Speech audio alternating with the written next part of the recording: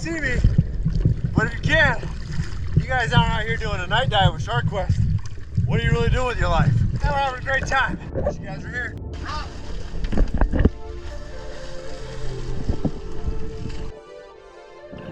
Well, welcome back to Below the Surface. This time, we're out on a night dive. But as you can see, it's not night yet. We're out here on the Atlantis, and the first dive of the Twilight dive is during the day. So those that aren't used to diving on the Atlantis can get more familiar with it. Site descriptions, site survey, see it while there's still a little bit of ambient light, and then we'll dive on the same spot once the sun goes down.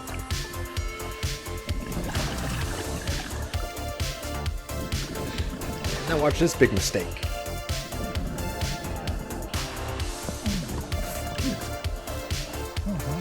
You can hear it in my voice.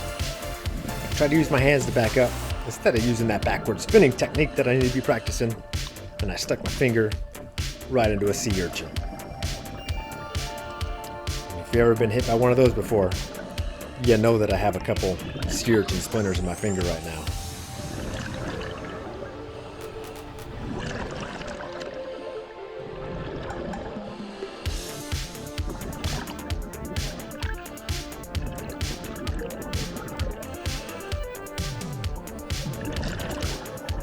Now that everybody's accustomed to it, it's time to turn out the lights.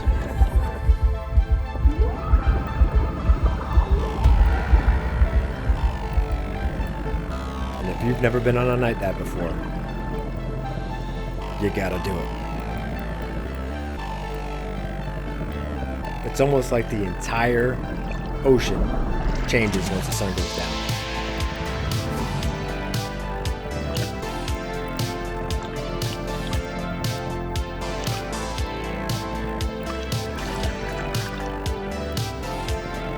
As soon as I noticed the sea turtle was under the boat, I dimmed my light. Knowing that they're a little sensitive to bright lights, it actually made for a pretty cool shot as he came out from underneath.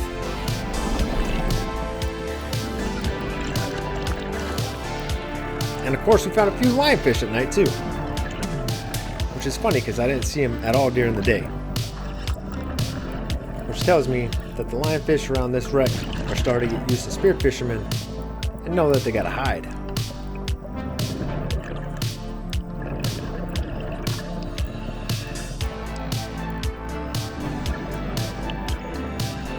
This one's not hiding good enough.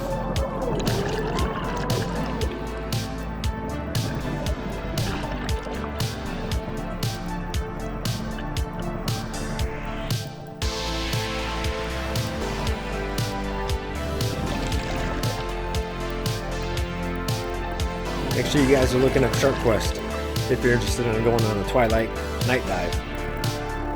They're pretty fun. Not a whole lot of people do night diving in Gulf. So finding a shop that actually does it, takes the boat out, that's a big win. As always, I'll leave their information in the description below.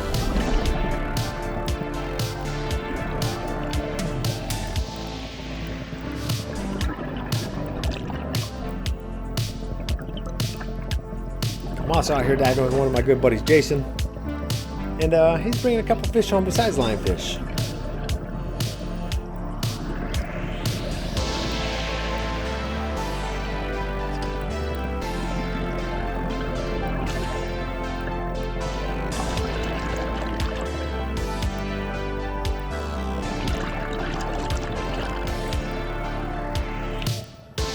We're not using stringers.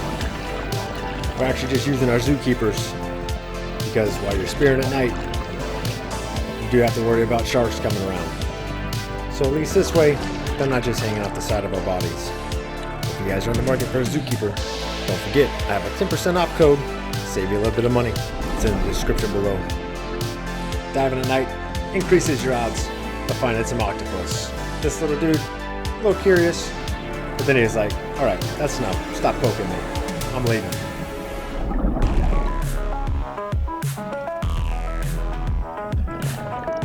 Now you can also go inside the wrecks. Kind of gives them a different eerie feel. when you guys are diving at night, it is a little bit more technical than just your recreational dive. So it's really important that you follow a lot of the simple safety rules.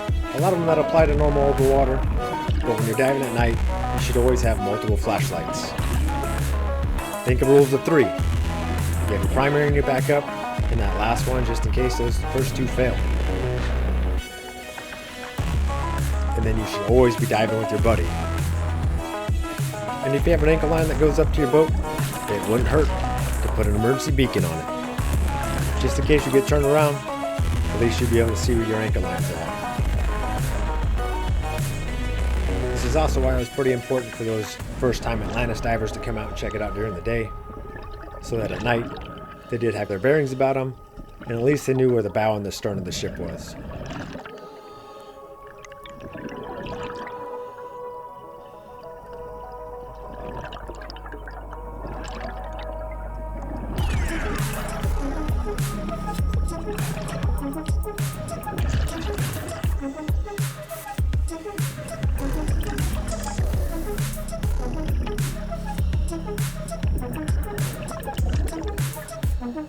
As always, I appreciate you guys coming out and going on these dives with me. And I appreciate if you guys hit the like, hit the subscribe, and leave me a comment down below.